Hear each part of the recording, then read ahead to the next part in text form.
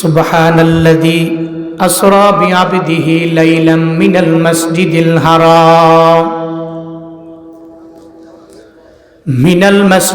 হারাম ইলাল মাসজিদিল আকসাল্লাযী বারাকনা হাওলা الذي باركنا حوله لنريه من آياتنا إنه هو السميع البصير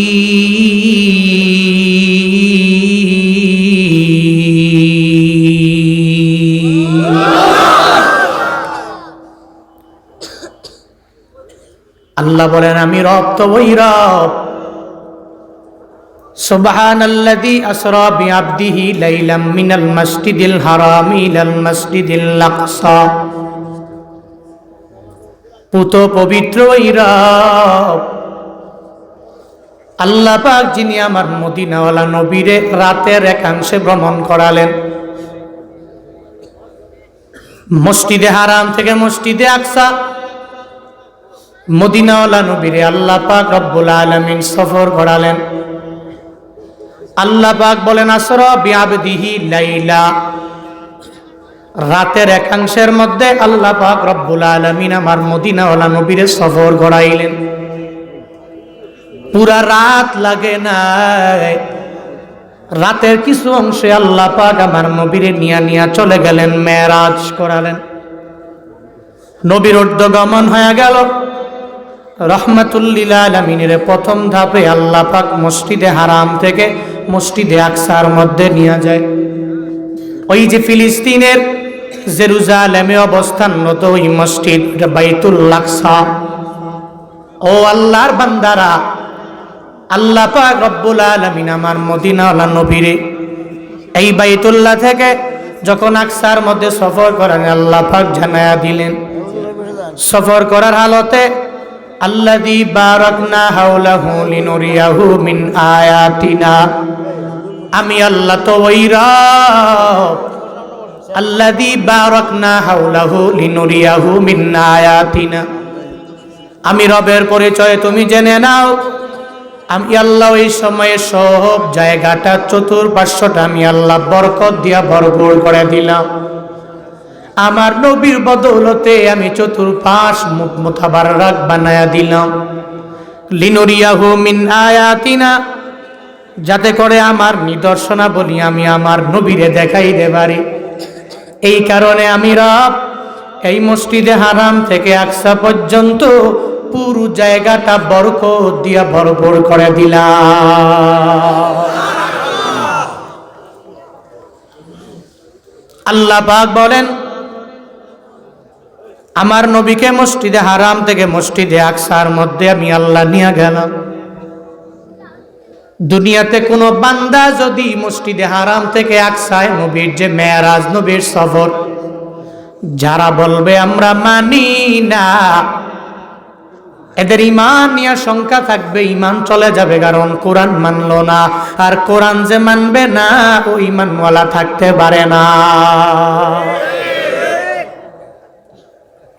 আল্লাহ পাক বলেন ওই নবীরে হারাম থেকে আমি আল্লাহ আকসার পর্যন্ত নিয়ে গেলাম কেমনে নিয়ে গেলেন এবার আসা লাগবে হাদিসের আলোকে এই বয়ানের ব্যাপারে জানা লাগবে রহমাতুল লিল আলামিন আল্লাহ পাক রবের সাথে মোলাকাত করানোর জন্য দিদারের জন্য আমার নবীরে নিয়ে যাবে নবী উম্মে হানির ঘরের মধ্যে শুয়া অবস্থায় যখন আমার নবী সঙ্গে সঙ্গে ওই উম্মে হানির ঘরের মধ্যে আল্লাহ পাক আদেশ দিয়ে দিলেন কেউ কেউ বলেন কোন বর্ণনায় 2 জন ফেরেশতা কেউ কেউ বলেন 3 জন আল্লাহ পাক মদিনাওয়ালা নবীর দরবারে পাঠায়া দিলেন 3 জনের মধ্যে কেউ বলেন হযরতে জিবরাইল মিকাইল ইসরাফিল আবার কেউ বলেন না না হযরতে জিবরাইল মিকাইল আবার কেউ বলেন না না হযরতে জিবরাইল আর ইসরাফিল আল্লাহ পাঠায়া দিলেন কেউ বলেন 2 জন কেউ বলে 3 জন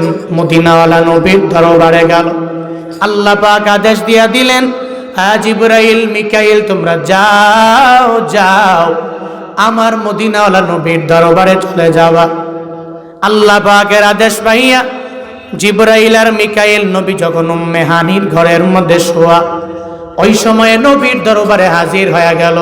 কেমনে আসলো? উম্মে হানির ঘরের ছাদটাকে ফাঁকা করে নবীর দরবারে আসলো। আয়েশা দেখে নবী ঘুমন্ত অবস্থায়, নবীকে ডাক দিয়ে যখন ঘুমে বিভোর নবীকে ঘুম থেকে জাগ্রত করলো, সঙ্গে সঙ্গে ঘুম থেকে জাগার পরে আমার নবী তাকায়া দেখে হযরতে জিবরাইল আর মিকাইল আমার নবীর দরবারে হাজির হয়ে যায়। মদিনাওয়ালা নবী তাকায়া দেখে উম্মে হানির ঘরের ছাদটা একটু ফাঁকা দেখা যায়, আবার সঙ্গে সঙ্গে দেখে এই ছাদটা অটোমেটিক আবার বন্ধ হয়ে গেল। মদিনাওয়ালা নবীও এত আশ্চর্যান্বিত হয়ে গেলেন, বুঝলাম না। হ্যাঁ বান্দারা, এই জায়গা থেকে একটা শিক্ষা দুনিয়ার সব বান্দাদের আছে। এটা অলৌকিক ঘটনার ব্যাপারে একটু মনোযোগের কান লাগায়া বান্দা শুনে যাও। আল্লাহ পাক তো পারতেন জিবরাইল মিকাইলের দরজা দিয়া ঢুকাইতে, আল্লাহ কয় না না ও পয়গম্বর, এই সাত দিয়ে এরা আয়েশা এতটুকু আপনারে বুঝাইয়া দিলাম, আজকের সফরটা অন্য কোনো দুনিয়া বিলাইনের সাধারণ সফরের মতো না। এই সফরে যত কিছু ঘটবে সব কিয়ামত পর্যন্ত মানুষেরা আজীব মনে করবে, এটা আজীব নিদর্শন হিসাবে পরিগণিত হয়ে যাবে। মদিনাওয়ালা নবী তাকায়া দেখে উম্মে হানির ঘরে ছাদ সঙ্গে সঙ্গে লেগে গেল। নবীটা দেখার পরে নবী অবাক হয়ে গেলেন, ছাদটা সঙ্গে সঙ্গে ফাঁকা হয়ে গেল, আবার লেগে গেল। মদিনাওয়ালা নবী বলেন, হ্যাঁ জিবরাইল মিকাইল ভাই আমার, কেন আমার দরবারে আসলা? ওই দিন নবীরে বারবার ঘুম থেকে জাগ্রত করে, আবার নবী ঘুমায়া যায়, আবার জাগ্রত করে, আবার ঘুমায়া গেল। এরপরে মদিনাওয়ালা নবীরে নিয়া রওনা হয়ে যায়। নবী গো, আমি আপনারে নিয়া চলেন হাতিমে কাবায় যাব। সঙ্গে সঙ্গে রাহমাতুল্লিল আলামিন নবীরে নিয়া ওই বাইতুল্লাহ কাবার পাশে হাতিমের কাছে নিয়ে নবীরে একটু বসালেন। ওই জায়গায় বসার পরেও নবীর তন্দ্রা চলে আসলো, একটু তন্দ্রাচ্ছন্ন নবী হয়ে গেলেন। সঙ্গে সঙ্গে এবার জিবরাইল আবার নবীকে ঘুম থেকে জাগায়া দিলেন। নবীকে জানায়া দিলেন, না না ও নবী আজকে ঘুমাইলে হবে না। এই জায়গার মধ্যে সঙ্গে সঙ্গে যখন আমার নবীরে আবার ঘুম থেকে জাগায়া দেওয়া হলো, এবার বলে আপনার হার্ট সার্জারি করা লাগবে, তবে এটা ওপেন হয়ে যাবে। সঙ্গে সঙ্গে আমার মদিনাওয়ালা নবীর বক্ষ বিদীর্ণ করলেন, যেটাকে বলা হয় শক্কে সাদর। মদিনাওয়ালা নবীর বক্ষ বিদীর্ণ করলেন জিবরাইল আর মিকাইল। ওপেন হার্ট সার্জারি বর্তমানে হসপিটালের মধ্যে করা হয়। সার্জারি যারা করে ওই সার্জিক্যাল বিশেষজ্ঞরা এই সার্জারিটা করে। বান্দারে, দুনিয়ার বিজ্ঞানীরা এটা বানাইলো, এটা তো এখনকার এমন না, আমার মদিনাওয়ালা নবীর জামানায় ছিল। তবে ওই সময়ে মেশিন লাগে নাই, কোনো কিছু লাগে নাই, এটা দুনিয়ার কোনো মানুষ করে নাই, এটা একজনের ইশারায় হয়েছে। চিল্লায়া বলো তার নাম। এটা কার ইশারা? জিবরাইল আর মিকাইল দুইজনে মিলে আমার নবীর বক্ষ বিদীর্ণ করলো। ওই নবীর বুকটাকে যখন সুন্দর করে ছিঁড়ে ফেললো, বর্ণনায় আসছে কেউ বলেন 2 বার, কেউ বলেন 3 বার, কেউ বলেন 4 বার। ওই নবীর যখন শক্কে সদর করা হলো, যখন ভিতরটা দেখি সঙ্গে সঙ্গে হৃৎপিণ্ড বের করে ফেললো। আমার মদিনাওয়ালা নবী সব কিছু নিয়া জমজমের পানির কাছে গেল। জমজমের পানি দিয়া নবীর হৃৎপিণ্ডরে সুন্দরভাবে জিবরাইল মিকাইল ধুইলেন। জমজমের পানি কেন?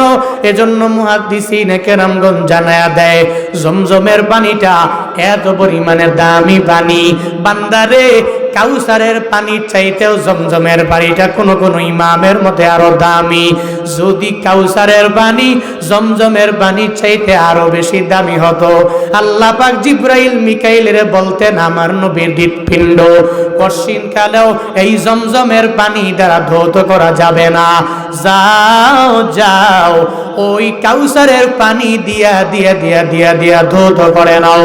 তবে সব ইমামরা বলে নাই, কিছু কিছু মুহাদ্দিসিনে কেরাম বললেন মদিনাওয়ালা নবীকে আবে জমজমের পানি দ্বারা তার হৃৎপিণ্ডটাকে সুন্দর করে ধৌত করলেন। ধৌত করার পরে এবার নবীর ভিতরে আবার শক দিয়ে দিলেন। তবে মাঝখানে এবার জিব্রাইল আর মিকাইল দুইটা, একটা স্বর্ণের একটা রৌপ্যের পেয়ালা আনছে।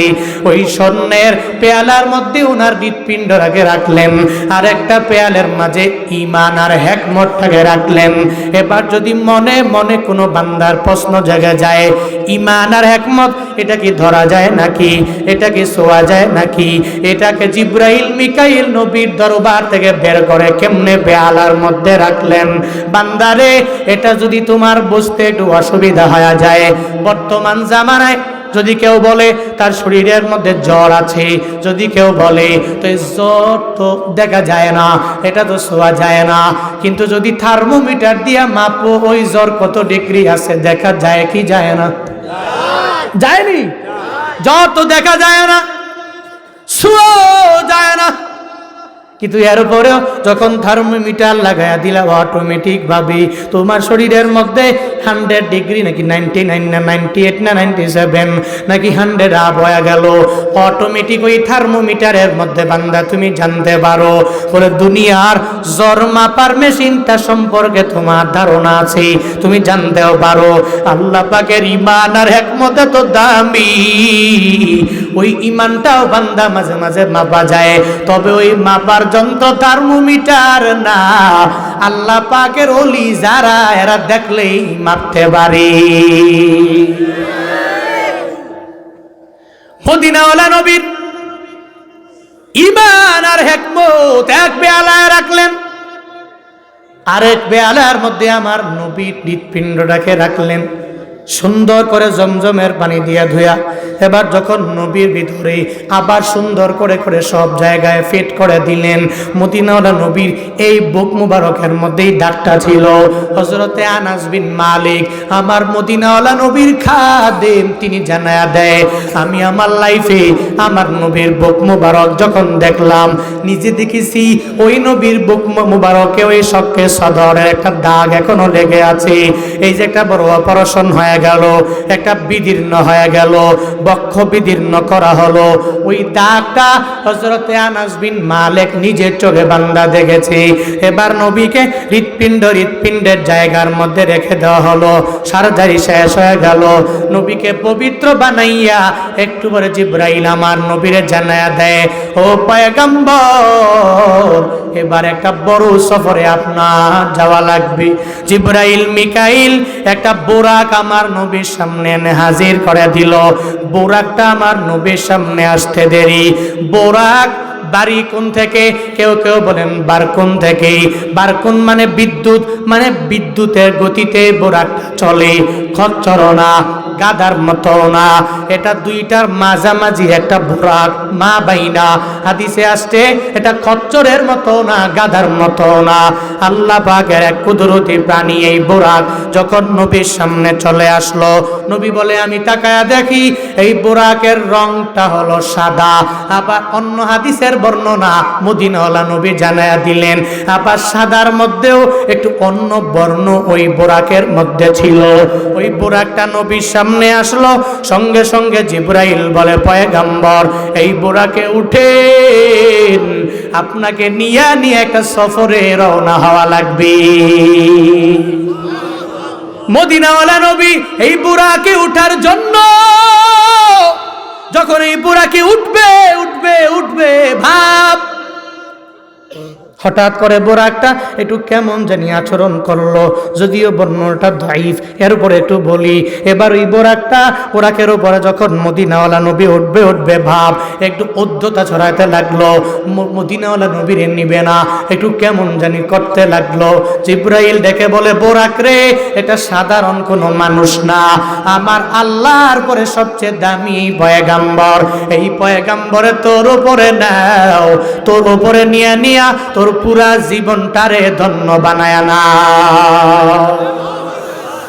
বোরাকের উপরে মদিনাওয়ালা নবী সওয়ার হয়ে গেলেন, সামনে জিব্রাইল, মাঝখানে পয়গম্বর, এরপরে মিকাইল। এবার তিনজনের এলোয়া বোরাক যখন রওনা হয়ে গেল, এক একটা লাভ দেয়, গতি কম না বেশি? হ্যাঁ, এত পরিমাণে গতি, এই বোরাক নিয়ে তিনজনে যখন রওনা, কিছু দূর যখন চলে গেল, যাওয়ার পরে একটু পরে বোরাকরে থামার জন্য জিব্রাইল আদেশ দিয়ে দিলেন। একটা জায়গার মধ্যে বোরাকটাও পরিপূর্ণ থেমে গেল। ওই জায়গায় মদিনাওয়ালা নবীকে বললেন, ও পয়গম্বর, এই জায়গায় আপনার নামা লাগবে। নবীর ওই জায়গায় নামায়া দিলেন। নবী নেমে গেল। নবী নামার পরে বলে, সল্লি হুনাকা রাকাতাইন, আপনি এই জায়গায় 2 রাকাত নামাজ পড়া লাগবে। সঙ্গে সঙ্গে মদিনাওয়ালা নবী ওই জায়গায় 2 রাকাত নামাজ আদায় করলো। 9 রাকাত নামাজ যখন সালাম ফিরায়া দিল, নবী আমার ডেকে বলে, ও জিবরাইল, এই জায়গা কোথায়? সঙ্গে সঙ্গে জিবরাইল ডেকে বলে, পয়গম্বর, এটা ইয়াসরিব। আপনি বহুদিন পরে, কয়েকদিন পরে মেরাজ থেকে আসার পরে মক্কার লোকের আপনারে মেনে নিতে পারবে না। এরা সব আপনারে মদিনা হিজরত করার জন্য এরা আপনাকে এত পরিমাণে বিরক্ত করবে, আপনার উপরে জুলুম করবে, আপনার উপরে নির্যাতন করবে। ওই জায়গা থেকে এরা সব আপনারে পাঠিয়ে দিবে মদিনায়। তবে আপনি আসার পরে এটা ইয়াসরিব থাকবে না, থাকবে না, থাকবে না। আপনার সোয়া পড়তে দেরি, এটা হবে মদিনা মুনাওয়ারা। সুবহানাল্লাহ। আগে ইয়াসরিব যখন আপনার সোয়া পড়বে তখন এটা ইয়াসরিব থাকবে না, এটা মদিনা মুনাওয়ারা হবে, এটা মদিনাতুর রাসূল হবে। পড়েন না সুবহানাল্লাহ। আর জোরে পড়বেন না। সঙ্গে সঙ্গে মদিনাওয়ালা নবী 2 রাকাত নামাজ আদায় করলো। দেখে আশেপাশে খেজুর গাছের কোনো অভাব নাই। নবীকে জানায় দেওয়া হলো, এটা ইয়াসরিব, এই জায়গায় আপনার বেশি দিন না, এটা কয়েক বছর পরে আপনার গমন করা লাগবে। আল্লাহ পাক আগে ইয়াসরিবের মধ্যে আপনাকে নিয়ে আসলেন পরিদর্শন করানোর জন্য। নবী হে, এই জায়গায় আর দেরি করার সময় নেই, কারণ সফরটা তো শর্ট না, সফরটা তো বড্ড লম্বা। এবার সঙ্গে সঙ্গে মদিনাওয়ালা নবীরে বললেন, নবী আপনি বোরাকে চড়েন। এরপরে বোরাকে চড়ে আবার যখন নবীকে নিয়ে রওনা, একটু দূর যাওয়ার পরে নবীর সামনে এক বৃদ্ধ দাঁড়ায় গেল।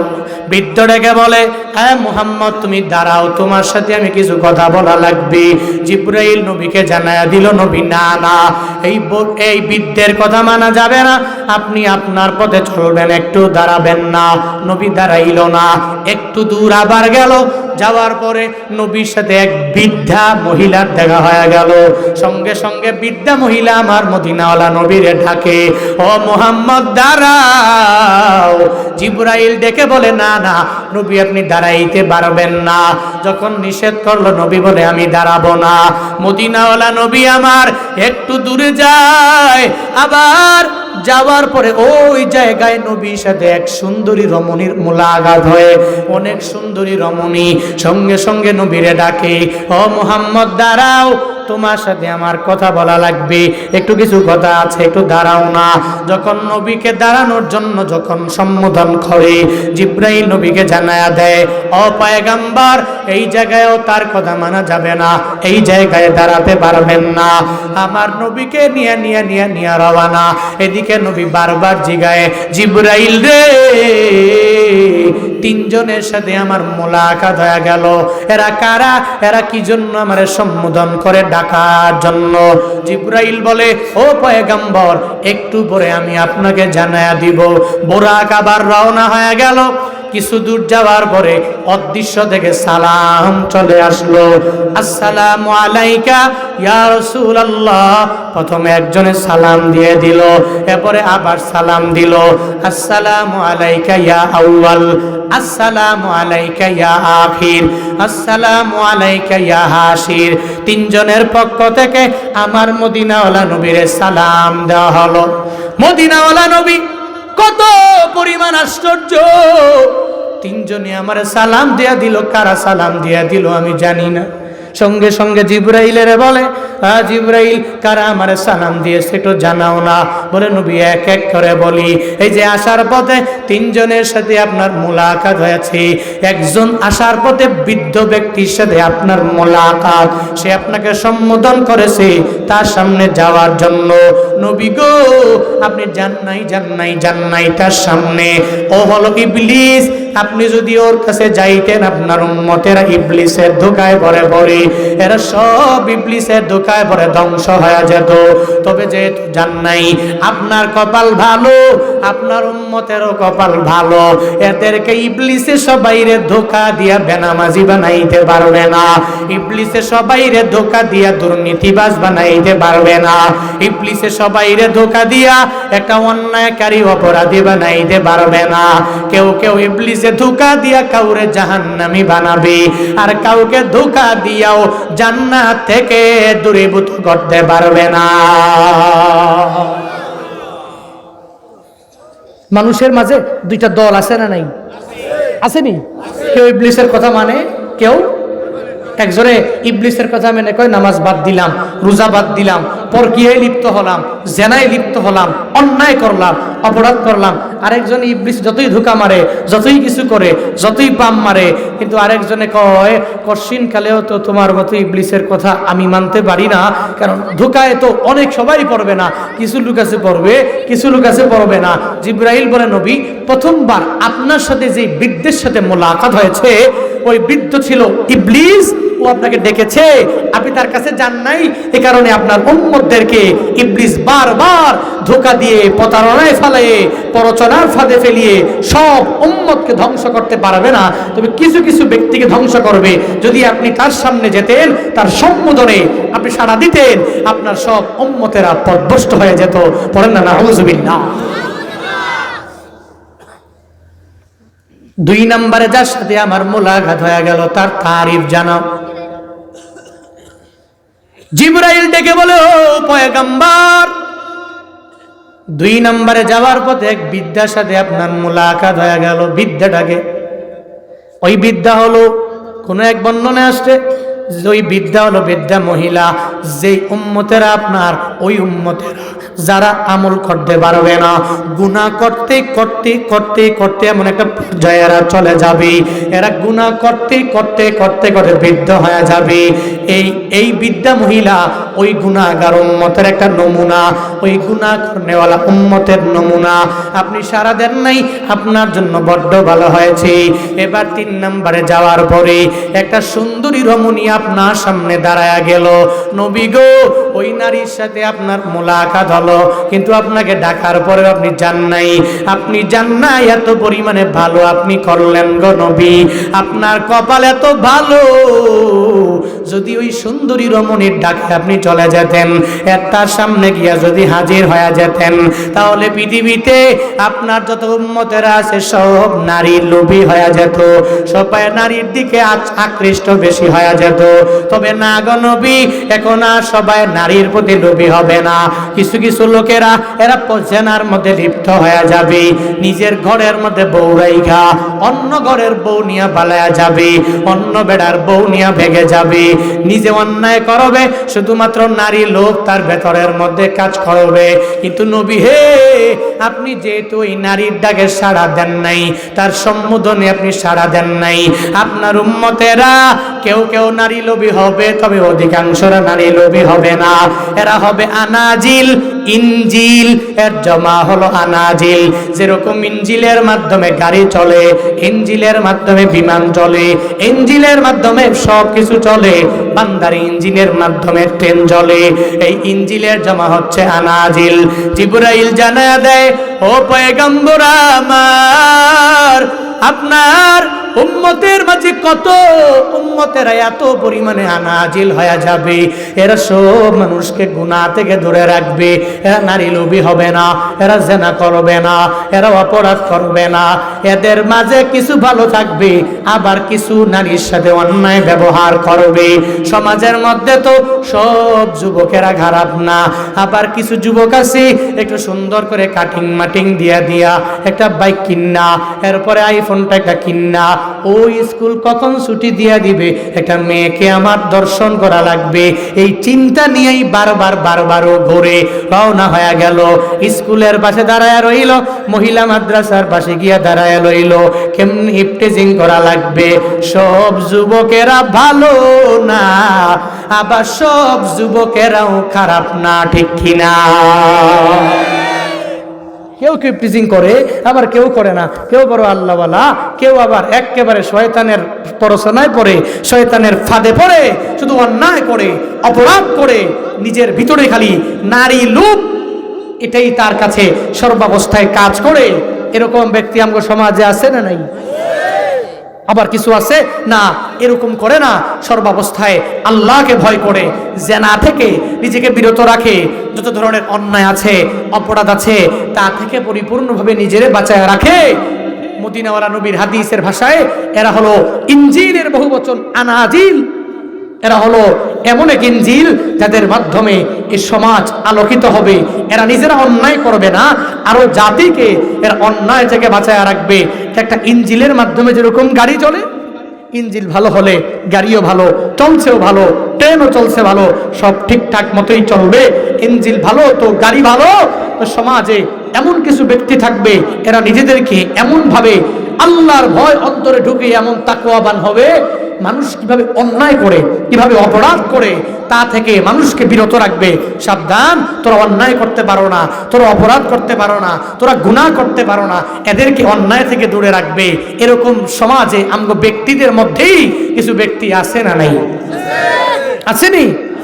আল্লাহ পাক ওদের দলভুক্ত আমাদের করেন। আল্লাহ পাক জেনা, ব্যভিচার, ইফতিজিং থেকে আমাদের প্রত্যেককে হেফাজত করেন, যুবকদেরকে হেফাজত করেন। আরো জোরে পড়েন আমিন। এবার রহমাতুল্লিল আলামিন জেনে গেল, তিনজনের সাথে আমার মোলাকাত হয়ে গেল। ওই তিনজনকে, তার পরিচয় কি নবী আমার জেনে গেলেন। নবী এবার ডেকে বলে, জিবরাইল, তিনজন যে অদৃশ্য থেকে আমার সালাম দিয়া দিল, এরা কারা? জিবরাইল মদিনাওয়ালা নবীরে সুন্দর করে জানায়া দিলেন, নবী গো, এই তিনজনের সাথে আপনার যে সালাম দিয়া দিল, এদেরকে আপনি দেখেন নাই। এই তিনজনের মাঝে এক নম্বরে হলো আপনার বাবা ইব্রাহিম। সুবহানাল্লাহ পড়বেন না? মিল্লাতা আবিকুম ইব্রাহিম হুয়া সাম্মাকুমুল মুসলিমিন। জাতির পিতা হযরত ইব্রাহিম আলাইহিস সালাম। নবী গো, এই ইব্রাহিম নবী আপনারে প্রথমবার সালাম দিল আপনার বাবা, এরপরে সালাম দিয়েছে কে? যিনি আপনারে সালাম দিল, এরপরে সালাম দিয়েছে মূসা নবী, এরপরে আপনারে সালাম দিয়েছে ঈসা নবী। এই তিনজন আপনারে সালাম দিয়ে দিল। এরপরে আবার নবীরে বললেন, নবী বুরাকে চড়েন, এখানে দেরি করা যাবে না, অনেক দূর পর্যন্ত আপনার গন্তব্যে নবী যাওয়া লাগবে। রহমাতুল্লিল আলামিন আবার বুরাকের মধ্যে উঠলেন, নবীরে নিয়ে রওনা। একটু দূর যাওয়ার পরে নবী তাকায়া দেখে ওই এলাকার মধ্যে অনেকটা দল দেখা যায়। ওই দলের পাশে একটা ব্যক্তি দাঁড়ায় আছে, আর একটা ব্যক্তি জোরে জোরে মুগুর দিয়া তার মাথার মধ্যে বাড়ি মারে। বাড়ি মারার পরে একটু পরে আবার মাথাটা ভালো হয়ে যায়, মগজগুলো বের হয়ে গেলে আবার ভালো হয়, আবার মুগুর দিয়া বাড়ি মারে, আবার মগজগুলো বের হয়, আবার মাথা ভালো হয়ে যায়, আবার মুগুর দিয়া বাড়ি মারে, আবার মগজগুলো বের হয়, এরপরে আবার সঙ্গে সঙ্গে ভালো হয়ে যায়। মদিনাওয়ালা নবী ডেকে বলে, ও জিবরাইল ভাই আমার, এই জায়গায় এই ব্যক্তিকে, এই ব্যক্তির পরিচয় দাও, যেই ব্যক্তিটাকে এত পরিমাণে এর উপরে অন্যায় করা হয় কেন, এত পরিমাণে তাকে মারা হয় কেন, বুঝলাম না, তার কি এমন হয়ে গেল? তাকে মারে, মাথা থেকে মগজ পর্যন্ত বের হয়ে যায়, মাথা থেকে মগজ বের হওয়ার পরে আবার ভালো হয়ে যায়, আবার তাকে আঘাত করা হয়, আবার ভালো হয়, আবার আঘাত করা হয়, আবার ভালো হয়ে যায়। আমি বুঝলাম না কেন এমন হয়ে গেল। মদিনাওয়ালা নবী জানায়া দেয়, ও পয়গম্বর, এরা হলো আপনার উম্মতের মধ্যে বেনামাজি। দুনিয়াতে যারা নামাজ পড়ে নাই, ইমামের কথা মেনে নামাজের দিকে যায় নাই, বক্তার কথা মেনে নামাজের দিকে যায় নাই, ওই এলাকার মাতবরেরা সব বারবার বলার পরে এরপরেও 5 বেলার নামাজের এক বেলাও পড়ে নাই, তাকে কাশি দিয়া বাইদাও নামাজের মধ্যে নেওয়া যায় নাই। দোকানওয়ালা দোকানদারি করলো, কিন্তু দোকানদারি করা অবস্থায় আজান চলে আসলো, হাইয়া আলাস সালাহ হাইয়া আলাল ফালাহ। হে উম্মতেরা, তোমাদের নামাজ তোমাদেরকে সফল বানায়া দিবে, তোমরা সবাই নামাজের মধ্যে আসো। বারবার বলার পরেও এরা নামাজের দিকে অগ্রগামী হয় নাই। এদের দোকানদারিকে এরা এত পরিমাণে প্রায়োরিটি দিয়ে দিল। রিক্সা চালক রিক্সা চালাইলো, নামাজের আজান যখন হয়ে গেল এরপরেও নামাজের মধ্যে যায় নাই।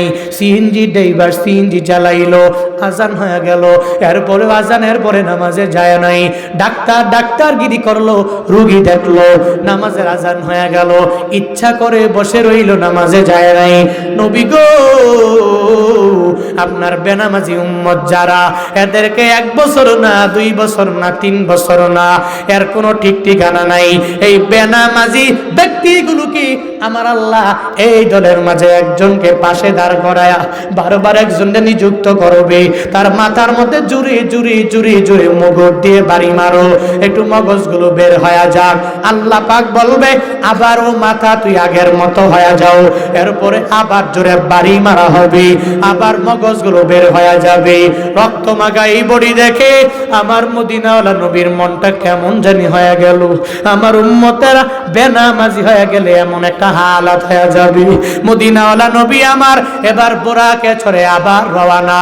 একটু দূর যাওয়ার পরে রহমাতুল লিল আলামিন তাকায়া দেখে একটা নারী, ওই নারীর শরীরের একটা অঙ্গের সাথে আর একটা জায়গায় দড়ি দিয়া বাইদা রাখছে, আবার নিচে আগুন দেখা যায়। নবী দেখে নিজে পরিপূর্ণ আটকে উঠলেন, বুঝলাম না জিবরাইল রে, এই মহিলার এমন হালাত কেন, এই মহিলা কি এমন অপরাধ করেছে? জিবরাইল ডেকে বলেন, ও পয়গম্বর, এই মহিলা দুনিয়াতে থাকতে পরকিয়া করত, তার স্বামীর হক ঠিক মতো বুঝাইয়া দিত না। স্বামী বাহিরে চলে গেলে অন্য একটা বেডার সাথে, অন্য একটা পুরুষের সাথে চলে যেত। পর পুরুষের সাথে অন্যায় আচরণ করার কারণে, একটা অপরাধের মধ্যে নিযুক্ত হওয়ার কারণে আল্লাহ পাক রব্বুল আলামিন তারে এমন কঠিন আযাবের মধ্যে রেখেছেন। আউযুবিল্লাহ। নবী কয়দিন হবে? কয়ের কোনো ঠিক ঠিকানা নাই, এই আযাব চলছে তো চলছে। এবার রহমাতুল্লিল আলামিনকে আবার বললেন, আপনি চড়েন, উঠে রওনা হয়ে যান। যাওয়ার পথে আরেক অদৃশ্য এক কাহিনী নবী দেখলেন। দেখছেন এক ব্যক্তি, এই ব্যক্তিকে আরেকজন ব্যক্তি, করাত আছে না, করাত করাত করাত চিনেন? বাঁশ কাটে, কাঠ কাটে, আপনার এলাকায় কি বলে? করাতি বলে না? এই করাত দিয়ে যখন এক ব্যক্তির ডান গাল, এই ডান গালের পুরোটা অংশ কাটতেছে, কাটতে কাটতে ফালায়া দিল। এবার কাইটা বাম গালে গেছে, বাম গালটা কাটবে, বাম গালটা কাইটা আসতেই ডান গালটা পরিপূর্ণ আবার আগের মতো ভরপুর হয়ে গেছে। আবার ডান গালে আসে, ডান গালটা কাটে, কাটতে দেরি বাম গালের গালটা আবার পরিপূর্ণ হয়ে যায়। নবী কয়, হায় রে, এটা কি আমার উম্মতের মাঝে? জিবরাইল ডেকে বলে, হাও পয়গম্বর, হা, এরা আপনার উম্মতের মাঝে একজন উম্মত যাদের গালগুলো কাটা হবে। কেন? মদিনাওয়ালা নবী জানায়া দিলেন, নবী হে, ও নবী আমার, এই ব্যক্তিটার একটা গাল কাটা হলো, আর একটা গাল পূর্ণ হয়ে গেল। বাম গালটা কাটলে এরপরে ডান গাল পূর্ণ হয়ে যায়, এভাবে গালগুলো কাটে কেন?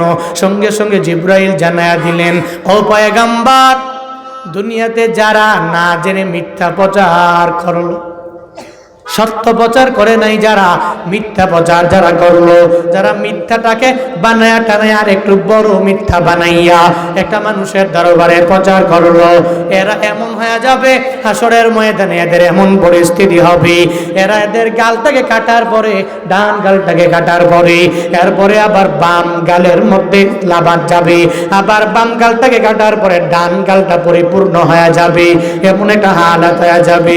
নবী এটা দেখাও পরিপূর্ণ আশ্চর্যান্বিত হয়ে গেলেন। এবার সব দেখার পরে রহমাতুল লিল আলামিন চলে গেলেন। একটু দূর যাওয়ার পরে আমার নবী দেখে সামনে একটা মসজিদ দেখা যায়। কি দেখা যায়? সুবহানাল্লাহ পড়বেন না? সুবহানাল্লাযী আসরা বিআবদিহি লাইলাম মিনাল মসজিদিল হারাম মিনাল মসজিদিল হারাম ইলাল মসজিদিল আকসা। ওই মসজিদে আকসার দরবারে মদিনাওয়ালা নবী গিয়া ওখানে বোরাক দাঁড়ায়া গেল। সঙ্গে সঙ্গে এবার জিবরাইল বললেন, ও নবী আমার, এই জায়গা আপনার একটু নামা লাগবে। মদিনাওয়ালা নবী নামলেন। নামার পরে তাকায়া দেখে এই জায়গার মধ্যে একটা মসজিদ দেখা যায়। আর এই মসজিদের মধ্যে একটা জায়গায় দেওয়ালের মধ্যে বৃত্ত আছে, ফাঁকা জায়গা আছে। নবী হাত দিয়া দেখে, নবী হাতটা পর্যন্ত এই বৃত্ত দিয়া ঢুকে গেল। নবী ডেকে বলে, জিবরাইল, এই পুরা মসজিদটা তো দেখতে সুন্দর হয়ে যায়, কিন্তু এই মসজিদের দেওয়ালের মাঝে একটা জায়গার মধ্যে খালি কেন, বৃত্ত কেন? জিবরাইল বলে, ও পয়গম্বর, আল্লাহ পাক রব্বুল আলামিন দুনিয়ার যত বড় বড় বড় বড় পয়গম্বর যারা, এরা তো বুরাক নিয়ে এই জায়গায় আসতো, এদের গাদা নিয়ে আসতো, এদের খচ্চর নিয়ে এরা এই জায়গায় আসতো। বাইতুল আকসায় আসার পরে, এই জেরুজালেমের এই মসজিদের মধ্যে আসার পরে এদের গাদা কোন জায়গায় বাঁধা লাগবে এদের কোনো জানা ছিল না। এদের গাদা খচ্চর গুলো কোন জায়গায় বাঁধা লাগবে এদের কোনো ধারণা ছিল না। এরা এই আকসা মসজিদের একটা বৃত্ত জায়গা আল্লাহ পাক দেখায়া দিলেন, তোমাদের গাদা তোমরা এই জায়গায় বাঁধবা, তোমাদের খচ্চরটা তোমরা এই জায়গার মধ্যে বাঁধবা। নবী গো, এই বোরাকটা নিয়ে আপনাকে এই জায়গায় আনলাম, এই বোরাকটা পর্যন্ত ওই গর্তের মধ্যে আমি বেঁধে দিলাম। সব নবীরা বাঁধছে, নবী আমরাও আমাদের বোরাকটাকে এই জায়গার মধ্যেই বাঁধবো। পড়েন না সুবহানাল্লাহ। বাঁধে দিল বোরাকটাকে। এবার ওই জেরুজালেমের বাইতুল আকসার সাথে বেঁধে দিয়া এবার নবীকে আদেশ দিল, নবী হে, এই মসজিদের ভিতরেই আপনার 2 রাকাত নামাজ পড়া লাগবে। যখন মসজিদের ভিতরে ঢুকছে, মসজিদের ভিতরে ঢোকার পরেই ওই জায়গায় দেখে হযরত ইব্রাহিম নবী নামাজে নামাজে, আহা, দুইটা দেখে মুসা পয়গম্বর নামাজে, হযরত ঈসা পয়গম্বর নামাজে। মদিনা নবী দেখা প্রবাক হয়ে গেলেন, এরা কারা, এরা নামাজে কেন? অনেকগুলো ব্যক্তিকে ওই জায়গার মধ্যে দেখতে পায়, নবী আশ্চর্যান্বিত হয়ে গেলেন। এই মসজিদের মতেই রাতের বেলা কারা আসলো? আমি তো একা নামাজ পড়ি, একা তো মদিনায় পড়েছি, ও আমি একাই তো বিভিন্ন জায়গায় পড়লাম, কিন্তু এই রাতের বেলা এই মসজিদের মধ্যে এত লোকেরা কারা, এরা কেন চলে আসলো? সঙ্গে সঙ্গে জিবরাইল আমার মদিনাওয়ালা নবীর জানায়া দিল, পয়গম্বর, আর দেরি করলে হবে না, হবে না, হবে না, এরা সব আপনার পেছনে নামাজ পড়ার জন্য ওয়েটিং এ আছে। নবী গো, এরা কেউ না, দুনিয়া সাধারণ কেউ না। আল্লাহ পাক যাদের বড় বড় বড় বড় গোত্রের মধ্যে পাঠালেন, যারা প্রত্যেকে নবুয়ত প্রাপ্ত নবী, যারা প্রত্যেকে অনেকেই পয়গম্বর রাসূল, যারা বার্তাবাহক, এই দুনিয়াতে দামি দামি দামি দামি নবী আম্বিয়া, এই দামি দামি রাসূলেরা সব আপনার জন্য অপেক্ষমান। নবী গো, আপনি সামনে যাবেন, এরা কেউ যাবে না, এরা সবাই আজকে আপনার পেছনে ইক্তিদা করে করে এরা আপনার পিছনে নামাজ আদায় করবে। যতই আপনি এদেরকে বলবেন সামনে যাওয়ার জন্য, একজন নবীও যাবে না, কারণ নবী আপনি হলেন ইমামুল মুরসালিন। নবী আপনি কি? ইমামুল মুরসালিন, সমস্ত রাসূলদের নেতা তো আপনি, আপনি তো লিডার। এরা একজনও পশ্চিম খেলার সামনে যাবে না, আপনার যাওয়া লাগবে। এখানে আপনি ইমাম হবেন, নিজেকে লিডার মনে করবেন, নিজে নেতা হবেন, নিজে নেতা হয়ে এই জায়গায় নামাজ পড়াবেন। এবার হযরত জিবরাইল যখন ওনাকে আদেশ দিল, সঙ্গে সঙ্গে উনি চলে গেলেন, নামাজ পড়ালেন। 2 রাকাত নামাজে সালাম ফিরানো হলো। সালাম ফিরানোর পরে দেখে বাইতুল আকসার এক পাশে মসজিদের এক কোনায় এরা একটা মিটিংয়ে বসছে, মুশাওয়ারায় বসছে। তবলিগে যারা গেছেন মুশাওয়ারায় বসে না, মুশাওয়ারায় বসে মসজিদের এক কোনায় গিয়া সুন্দর করে গুল ধরে বসে, কেমনে কি করা লাগবে, কেমনে খাবার দাবারের পরে কোথায় যাওয়া লাগবে, এরকম একটা পরামর্শ সভা আছে না নাই? কথা বলো না কেন, আছে না নাই? এটা মুশাওয়ারা, এরা সবাই বসছে। নবী দেখে ওই মিটিং এর মধ্যে এরা সব পয়গম্বর ওই জায়গায় গুল ধরে বসে আছে। এবার নবী বলে, জিবরাইল, এখন আমার কোথায় যাওয়া লাগবে? জিবরাইল ডেকে বলে, নবী গো, এখন আপনারও এই মিটিং এ যাওয়া লাগবে। পড়েন না সুবহানাল্লাহ। এখন আপনারা কই যাওয়া লাগবে? ওই মিটিং এ যাওয়া লাগবে। নবীজি গেলেন। মিটিংয়ে যাওয়ার পরে এক একজনে কি সুন্দর করে করে ভাষণ দিচ্ছেন, খুতবা দিচ্ছেন, বক্তব্য দিচ্ছেন। সবাই খুশি হয়ে হযরত আদম নবী, হযরত ইব্রাহিম নবী, হ্যাঁ, হযরত মুসা নবী, হযরত ঈসা নবী, দাউদ নবী, সুলাইমান নবী, যত আম্বিয়া আছে সবাই সুন্দর করে বক্তব্য দিলেন। এরপরে লাস্ট পর্যায়ে বক্তব্য দেওয়ার পালা আসলো আখিরি নবীর পয়গম্বর হযরত মুহাম্মদুর রাসূলুল্লাহ সাল্লাল্লাহু আলাইহি ওয়াসাল্লামকে বললেন, আপনি এবার একটু ভাষণ দেন, আপনি একটু বক্তব্য দেন, আপনি খুতবা দেন। নবীজি খুতবা দিলেন। প্রত্যেকটা নবী এত পরিমাণে আশ্চর্যান্বিত হয়ে গেলেন। সঙ্গে সঙ্গে ইব্রাহিম নবী ডেকে বললেন, হে আম্বিয়ারা, হে রসুলেরা, দেখছনি আমার বংশের ছেলে। আমি তো এজন্য বললাম, আমি আমার এই পোলা ভাইয়া আমি অনেক গর্বিত, এটা আমার পোলা, আমি তার বাবা। এটা ইব্রাহিম নবী পয়গম্বরকে বলে, আমি এরকম ছেলে পেয়ে এত গর্বিত। দেখছনি আমরা যতগুলো লোক ভাষণ দিছি, এর চাইতে সবচেয়ে সুন্দর, সবচেয়ে মার্জিত ভাষণটা যে দিয়েছে উনি হলেন হযরত মুহাম্মদুর রাসূলুল্লাহ সাল্লাল্লাহু আলাইহি ওয়াসাল্লাম। চিল্লায় কি একবার পড়বেন না আল্লাহু আকবার? কেমন নবী পেয়েছেন চিন্তা আছে? সমস্ত ইমামদের, সমস্ত মুরসালিনদের, সমস্ত রসুলদের নেতাও নেই, কেউ সামনে যাবে না, সবার চাইতে ভাষণটা বড্ড দামি। এবার সঙ্গে সঙ্গে জিব্রাইল বের হয়ে গেলেন, নবীকে দিলেন দুইটা পেয়ালা আনলেন। একটা পেয়ালার মধ্যে শরাব, আর একটা পেয়ালার মধ্যে দুধ। একটা পেয়ালায় কি শরাব, আর একটা পেয়ালায় কি দুধ আনলেন। আইসা বললেন, কোনটা আপনার প্রয়োজন, আপনি কোনটা চান? What do you want? এটা না ওটা, কোনটা চান? মদিনাওয়ালা নবীর শরাব নেয় নাই, নবী দুধের পেয়ালাটা নিয়ে পান করলেন। বলেন না সুবহানাল্লাহ। জিব্রাইল ডেকে বলে, পয়গম্বর আপনার কপাল কত ভালো, আপনার উম্মতের কপাল তত ভালো। আমি দুইটা পেয়ালা নিয়ে আসলাম, একটা পেয়ালার মধ্যে শরাব আর একটা পেয়ালার মধ্যে দুধ আনলাম। যদি আপনি শরাব পান করতেন, আপনার উম্মতেরা সবাই শরাব পান করত, মদ্যপায়ী হয়ে যেত, এরা মদ্যপান করত। নবী গো করেন নাই, আপনি দুধটাকে গ্রহণ করে নেওয়ার কারণে আপনার উম্মতের মাঝে অধিকাংশরাই হালাল খাবে, আর কিছু কিছু লোকেরা হারামের দিকে অগ্রগামী হবে। সঙ্গে সঙ্গে জিব্রাইল বললেন, আর এই জায়গায় থাকলে হবে না, এবার দুনিয়া বিলাইনের সফর হয়ে গেল, এবার আধ্যাত্মিক বড় বড় সফর দেওয়া লাগবে। সঙ্গে সঙ্গে মদিনাওয়ালা নবীরে নিয়ে রওনা, প্রথম আসমানের মধ্যে রওনা করলেন। প্রথম আসমানে যাওয়ার পরে সঙ্গে সঙ্গে জিব্রাইল যখন টক টক করে করা নাড়ে, এই প্রথম আসমানের লোকেরা কে আছো, দরওয়াজা খুলো, আমি তোমাদের কাছে আসছি। বলে, কি তোমার পরিচয়? এখান থেকে আর একটা প্রত্যেকটা উম্মতের জন্য শিক্ষা রইল, এই বান্দারা কারো বাসায় যাওয়ার পরে অনুমতি নেওয়া লাগবে, পারমিশন নেওয়া লাগবে। কলিং বেল থাকলে ওই কলিং বেলে ক্লিক করা লাগবে, চাপ দেওয়া লাগবে। দরওয়াজা থাকলে নক করা লাগবে। তবে দরওয়াজা বরাবর দাঁড়ানো যাবে না, দরওয়াজার বাম দিকে দাঁড়ানো লাগবে, না হয় ডান দিকে দাঁড়ানো লাগবে। তিনটা নক করার পরে যদি কেউ জবাব দেয় তাহলে ঢোকা লাগবে, আর যদি কেউ জবাব না দেয় তাহলে ওই জায়গায় থাকা যাবে না, চলে যাওয়া লাগবে।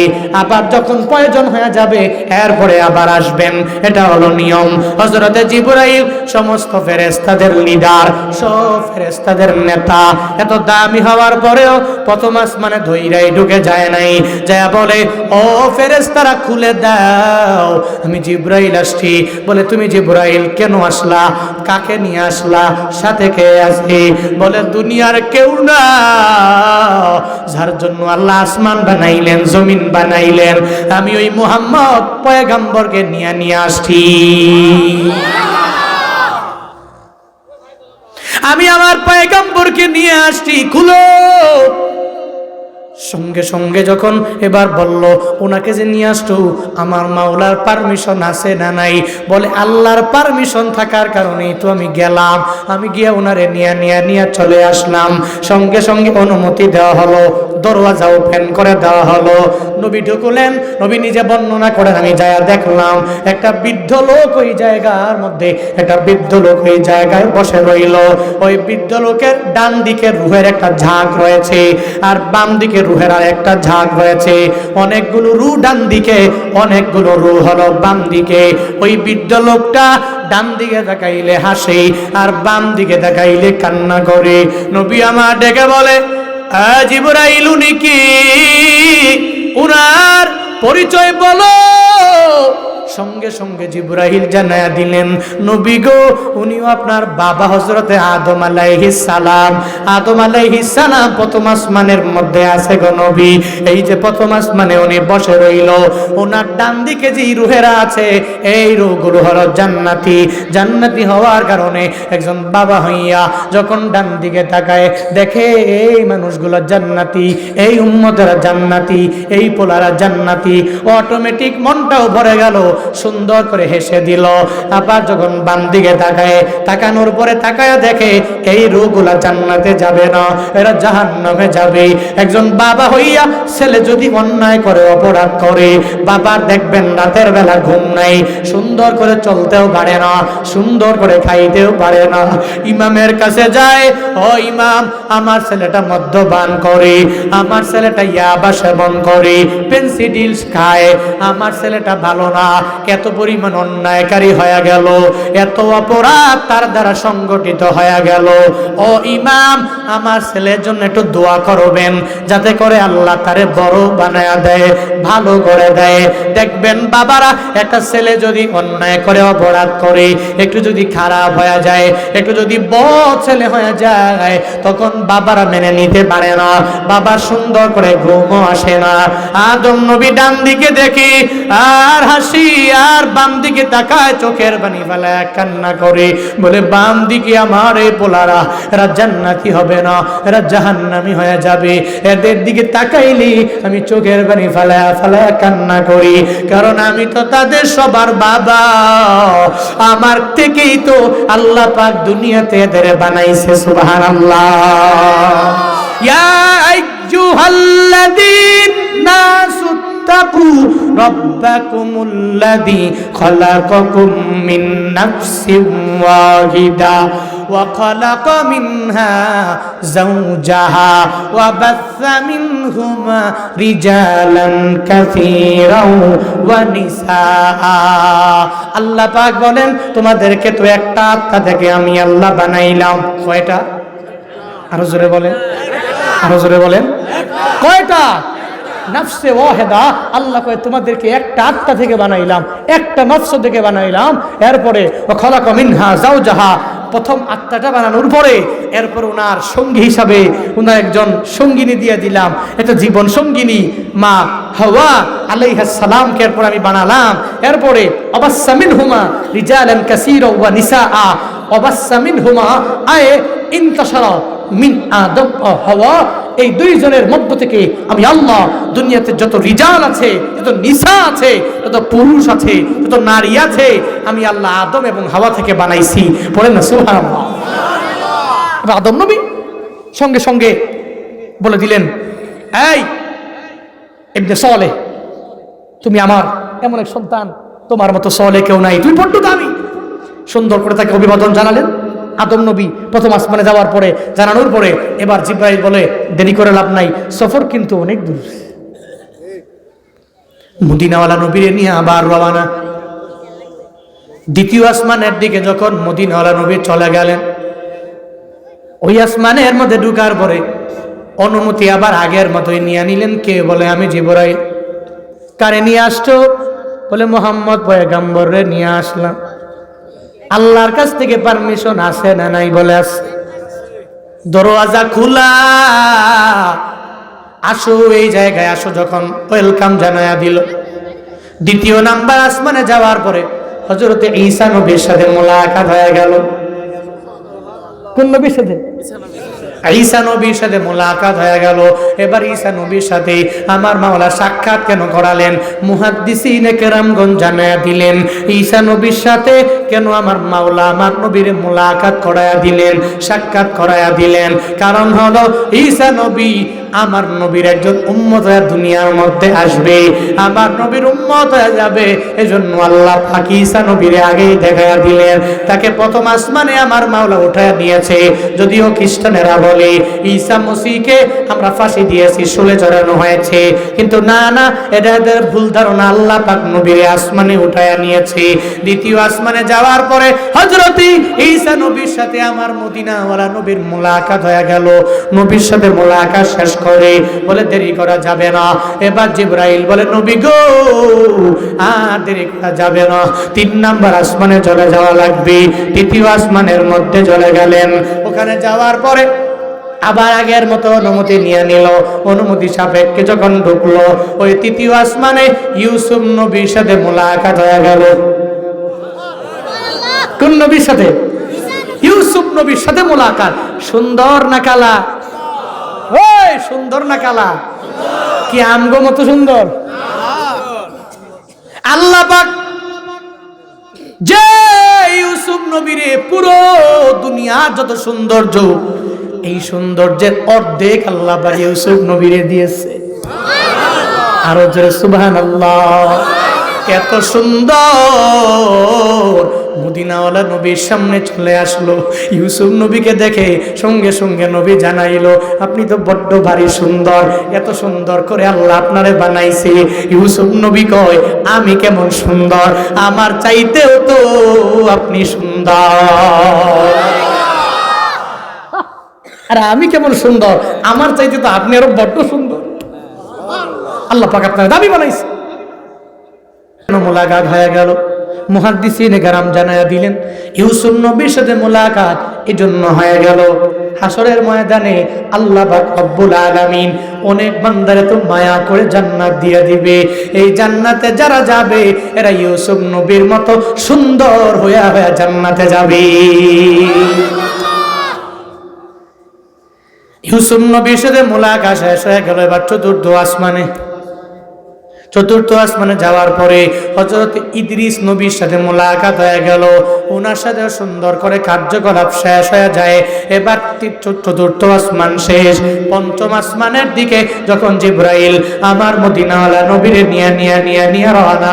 যাওয়ার পরে ওই জায়গায় হযরতে হারুন আলাইহিস সালাম, হযরতে মুসা নবীর ভাই, ওনার সাথে মিলে গেল, ওনার সাথে সাক্ষাৎ দেখা হয়ে গেল।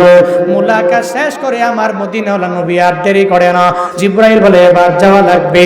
সংক্ষিপ্ত করছি, আবার যখন মদিনাওয়ালা নবী জিবরাইল তাকে নিয়ে এবার ষষ্ঠ আসমানের দিকে যখন রওনা করে, ওই জায়গায় যাওয়ার পরে তাকায়া দেখে রে তুর পাহাড়ে দাঁড়াইয়া যেই নবী আল্লাহর সাথে কথা বলেছে, কম না এত পরিমাণে আমার মাওলার সাথে মুলাকাত হয়ে যায়। কোন নবীর সাথে? নাম শুনেন নাই? রাগ কি কম ছিল না বেশি ছিল? হ্যাঁ, বেশি ছিল। যে দেখে মুসা নবী চোখের পানি ফেলায় এক কান্না করে, নবীরে দেখে দেখে চোখের পানি ফেলায় এক কান্দে। নবী ডেকে বলে, মুসা রে, কেন চোখের পানি ফেলায় তুমি কান্না করো? আমি মুহাম্মদ তোমার সামনে হাজির হয়েছি, তুমি কেন কান্না করো? মুসা নবী ডেকে বলে, তুমি এমন এক যুবক নবী, তুমি দুনিয়ার মধ্যে আমার পরে আসলা। আমি তোমার অনেক বছর আগে আসছি। দুনিয়াতে আমার উম্মতের কম ছিল না। আমি মনে মনে চিন্তা ভাবনা করতাম, আমার উম্মতেরা জান্নাতের মধ্যে সবাই বেশি থাকবে, সব নবীর চাইতে আমার উম্মত বেশি, আমার উম্মতেরাও জান্নাতি বেশি হবে। ও মুহাম্মদ, তুমি আমার পরে দুনিয়াতে প্রেরিত হলা, দুনিয়ার মধ্যে আসলা, কিন্তু আমার কপাল বড় খারাপ, আমার উম্মতের চাইতে তোমার উম্মতেরাই জান্নাতে বেশি থাকবে। আমার উম্মতের চাইতেও তোমার উম্মতেরা আরো বেশি থাকবে। এটা বলার পরে নবী কত কান্না করার মানে কি? আমার উম্মতেরা থাকবে, আপনার উম্মতেরা জান্নাতে যাবে। আমি এই দুঃখে কান্না করি, আমি তো মনে করতাম যে আমার উম্মতেরা বেশি, এরাও জান্নাতি হবে বেশি, কিন্তু এখন কেমন জানি হয়ে গেল, তোমার উম্মতের জান্নাতি বেশি হবে, এটা আল্লাহ পাক আমারে বলছেন। এই জন্য আমি চোখের পানি ফেলে কান্না করি। সুবহানাল্লাহ পড়বেন না? ও মিয়া, ওই উম্মত আমরা, ওই উম্মত গোপালগঞ্জের মুসলমানেরা, ওই উম্মত কোটালীপাড়ার মুসলমানেরা, ওই উম্মত বাংলাদেশের মুসলমানেরা, এটা উম্মত, এটা নবীর উম্মত। চিন্তার কারণ নাই, তুমি শুধু খালি নবীর সুন্নতের আমল করে অগ্রগামী হও, আল্লাহ তোমারে দামি বানায়া জান্নাতে দিবে। আরো জোরে পড়বেন না সুবহানাল্লাহ? সঙ্গে সঙ্গে মুসা নবীর সাথে মোলাকাত, সাক্ষাৎ শেষ। এরপরে গেল সপ্তম আসমানে, মিল্লাতা আবিকুম ইব্রাহিম ওয়া সাম্মাকুমুল মুসলিমিন। কার সাথে সাক্ষাৎ হলো? ইব্রাহিম নবীর সাথে। ইব্রাহিম নবী দেখে খুশি হয়ে গেলেন, আমার ছেলে সপ্তম আসমানে আসছে। মদিনাওয়ালা নবী তাকায়া দেখে ইব্রাহিম আলাইহিস সালাম, তার ডানে অনেকগুলা বালক, বামেও বালক, সামনে বালক। এই বালকগুলো দেখে দেখেও নবী আশ্চর্যান্বিত হয়ে গেলেন। ওনার সামনে এই বালকেরা কারা, কি জন্য এই জায়গার মধ্যে বসে রইল এটাই বুঝলাম না। সঙ্গে সঙ্গে যখন নবী এটা বলল, সঙ্গে সঙ্গে জিবরাইল জানা দিল, ও পয়গম্বর, দুনিয়াতে অনেক মা বাবা যারা মনে করেছি আল্লাহ যদি আমার একটা ছেলে দেয়, এই ছেলেটারে আমি হাফেজ বানাবো। অনেকে মনে করেছে, চিন্তা ভাবনাও করেছি, আল্লাহ যদি আমার একটা ছেলে দেয়, একটা মেয়ে যদি দেয়, আমি তারে হাফেজ বানাবো, আমার মাইয়াটারে হাফেজা বানাবো। আমারে যদি আল্লাহ পাক একটা সন্তান যদি আমারে দিয়া দেয়, এই সন্তান পাওয়ার পরে আমি তারে বড্ড আল্লাহওয়ালা বানাবো, মাদ্রাসায় পড়াবো, তাকে আলেম বানাবো, তারে মাওলানা বানাবো, তারে মুফতি বানাবো। কিন্তু কপাল বড় খারাপ, একটা পর্যায়ে এমন হয়ে গেল, বড় হতে পারে নাই, মাত্র 3-4 বছর বয়সে, অথবা 2 বছর বয়সী, অথবা 2.5 বছর বয়সী, আল্লাহ পাক রব্বুল আলামিন ওই ছেলেটার মৃত্যু ঘটায়া দিল। মা বাবার সামনে থেকে আল্লাহ পাক নিয়ে গেল। এরা এই ছেলেটারে সুন্দর করে হাফেজ বানাইতে পারে নাই, এই ছেলেটারে আলেম বানাইতে পারে নাই। নবী গো, এদের হাফেজ বানানোর দায়িত্ব তো আমার আল্লাহর, এদের মাওলানা বানানোর দায়িত্ব তো আমার আল্লাহর। এদেরকে শিক্ষা দেওয়ার জন্য ইব্রাহিম নবীর সামনে যতগুলো বালক আছে, এই বালকগুলো ইব্রাহিম নবীর তত্ত্বাবধানে আমার মাওলা দিয়া রাখছে। যে বালকের বাবা মারা এই সন্তানদের কি সুন্দর করে মাওলানা বানানোর জন্য, মুফতি বানানোর জন্য, হাফেজ বানানোর জন্য দুনিয়াতে চেষ্টা এরকম করে নাই গো নবী। কিন্তু এরা না আলেম বানাইতে পারে নাই, এর আগে দুনিয়া থেকে বিদায় নিয়ে চলে গেল। আল্লাহ কয়, নবী ইব্রাহিম, আমি তোমাকে দায়িত্ব দিয়ে দিলাম, এই বালকদেরকে হাফেজ আর আলেম বানানোর দায়িত্ব তোমার, তুমি এদের বানাইবা। সুবহানাল্লাহ। ইব্রাহিম নবীর সাথে মোলাকাত হয়ে গেল। এই বাবা, আল্লাহ পাক যদি আপনার স্ত্রীর গর্ভের মধ্যে একটা সন্তান দেয়, আপনি জানবেন, জানার পরে নিয়ত করে নাও, আমার সন্তান মাদ্রাসায় পড়বে, আলেম হবে, হাফেজ হয়ে যাবে। এটা নিয়ত কইরো না আমি ধৈরাই কোরআন শিখাবো না, আমি কোরআন টোরান কায়দা টায়দা বাদ দিয়া, আল্লাহ রসুল বাদ দিয়া এমন এক ইংলিশ মিডিয়ামে নিয়ে যাব, যেই জায়গায় নেওয়া যাওয়ার পরে আমার ছেলে কোরআনও পারবে না, হাদিসও পারবে না, কোরআন তিলাওয়াতও করতে জানবে না, ও শুধু অনর্গল ইংলিশ বলতে জানে, কিন্তু আলিফ বা তা বিন্দু মাত্র পরিমাণ জানে না। এই চিন্তা নিয়ে নিয়ে আগাইও না, বরং এই চিন্তা করবা, আল্লাহ পাক যদি আমার একটা ছেলে দেয়, এই ছেলেটারে আমি মাদ্রাসায় পড়াবো, আমি আলেম বানাবো, আমি হাফেজ বানাবো। বান্দারে, আমি নিজেও তো বিয়ে করতে বেশি দিন হয় নাই, আমার ঘরেও যদি আল্লাহ পাক ছেলে মেয়ে দেয়, যদি 100 দেয়, 100টারে মাদ্রাসায় পড়াবো। কথা বোঝেন নাই? গুরুত্বের জন্য বললাম আর কি, 100 কে রইবনি, 100 বললাম না। যদি দেয় তো আল্লাহ পাক যতজন দিবে তো মাদ্রাসায় পড়াবো, এটা এখন থেকেই নিয়ত। এখন যদি আপনি এখন থেকে নিয়ত করেন যে আমার যত ছেলে আসবে, আমার যত কন্যা আসবে, আমার সন্তান যারা আসবে, এদের মাদ্রাসায় পড়াবো, এই যেটা ভালো নিয়ত করলেন, আপনার এত পরিমাণ ফায়দা। আখিরি জামানার উম্মতের একটা ফায়দা আছে, এর আমল করা লাগে না, একটু নিয়ত করছে, নিয়ত করতে দেরি আল্লাহ পাক ডান কাদের ফেরেশতারে বলছে তাড়াতাড়ি যেই নেক আমলের ব্যাপারে নিয়ত করেছে, ঠিক তদ্রুপ প্রতিদান ওই বান্দার আমল নামায় তুমি দিয়ে দাও। সুবহানাল্লাহ। একবার দিয়া দিছে, কিন্তু একবার শেষ, যখন সে আমলটা করছে আর একবার দিয়া দিছে। আখিরি জামানার উম্মতের নিয়ত বড় দামি।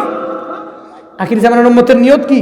বড় দামি। এরা নিয়ত করলেও সওয়াব, যখন কার্যে পরিণত করবে তখন সওয়াব আছে না নাই? আছে না নাই? এজন্য নিয়ত করবেন, ভালো কাজের নিয়ত করবেন, আল্লাহ পাক তৌফিক দান করেন। সকলেই পড়ি আমিন। আরো জোরে পড়েন আমিন। এরপর চলে গেলেন সিদরাতুল মুনতাহা। কোথায় গেলেন? সিদরাতুল মুনতাহা। এরপরে মদিনাওয়ালা নবী আরেকটু দূর যাওয়ার পরে ফেরেশতাদের যে কলম দিয়ে ভাগ্য লেখা হয়, ওই কলমের সাউন্ড নবী শুনলেন। সংক্ষেপ করছি, এরপর নবী গেলেন আল্লাহর সাথে দিদার। কার সাথে দিদার? আল্লাহর সাথে মোলাকাত করলেন, জান্নাত দেখালেন, জাহান্নাম দেখালেন, সব কিছু দেখানোর পরে এবার আল্লাহ পাক বললেন, আপনি আমার দরবারে আসছেন, হাদিয়া নিতেন না? কয় দেন তো। হাদিয়া দিয়া দিলেন, উম্মতের জন্য ধরেন এই যে 50 ওয়াক্ত নামাজ দিয়া দিলাম, এটা নিয়ে উম্মতের দিয়া দেন। কয় ওয়াক্ত? 50 ওয়াক্ত দিয়া দিলেন। নবী কয় আর দেরি করে লাভ নাই, জায়গা রওনা হয়ে গেলেন। মুসা নবীর দরবারে 6ষ্ঠ আসমানে গেলেন। যাওয়ার পরে মুসা নবী কয়, কি আনছো? আল্লাহর সাথে মোলাকাত করলাম, চেষ্টা তো আমি লাইফে কম করি নাই। মুসা নবী কয়, আমি চেষ্টা কম করি নাই, আমি চেষ্টা করতাম গিয়ে বিপদে পড়ছি। পুরা তোর পাহাড় আল্লাহ নূরের তাজাল্লিতে পুরো সারকার হয়ে গেছে গা। আমার তো অবস্থা গরমে হয়ে গেছিল গা। আয় হায় রে, আমার এমন অবস্থা হয়েছে। তো তোমার হালত কি? আল্লাহর সাথে মোলাকাত করলা, কিছু দিছিনি হাদিয়া? কয় দিছি তো। কি দিছে? আমার উম্মতের জন্য 50 ওয়াক্ত নামাজ দিয়েছে। সুবহানাল্লাহ পড়বেন না? আরো জোরে পড়বেন না? কও কি 50 ওয়াক্ত নামাজ? তোমার উম্মত কশিন কালেও 50 ওয়াক্ত পড়তে পারবে না। তুই যাও, আবার আল্লাহর কাছে যাও। আল্লাহর কাছে গিয়ে বলো, হ্যাঁ আল্লাহ তুমি একটু কমায় দাও। আল্লাহর কাছে মুসা নবী আবার বললেন, নবীজি গেলেন যে আল্লাহকে বললেন, একটু কমায়া দেন না, এত ওয়াক্ত নামাজ তো পড়তে পারবে না। কোনো বর্ণনা আসছে 5 ওয়াক্ত, কেউ বলছেন 10 ওয়াক্ত। ঠিক আছে, কমায়া দিলাম, যান। হয়তো 45 না হয় 40 ওয়াক্ত দিয়ে দিলাম, যান। মুসা নবীর কাছে যাওয়ার পরে কয়, 40 ওয়াক্ত আপনার উম্মতেরা পারত না। মদিনাওয়ালা নবী আবার চলে গেলেন আমার মাওলার দরবারে। আল্লাহর দরবারে যাওয়ার পরে আবার মদিনাওয়ালা নবী আল্লাহ জানায়া দিলেন, আরো 10 ওয়াক্ত কমায়া দিলাম, যান। যাওয়ার পরে এবার আবার 10 ওয়াক্ত কমায়া দিলাম। বলার পরে মুসা নবীকে আবার জিগায়, কয় ওয়াক্ত? বলে 30 ওয়াক্ত। তাও বাড়বে না। নবী আবার গেলেন, আবার কমায়া দিলেন। 20 ওয়াক্ত আনলেন, কমায়া দিলেন। 10 ওয়াক্ত কমায়া দিলেন, আবার গেলেন।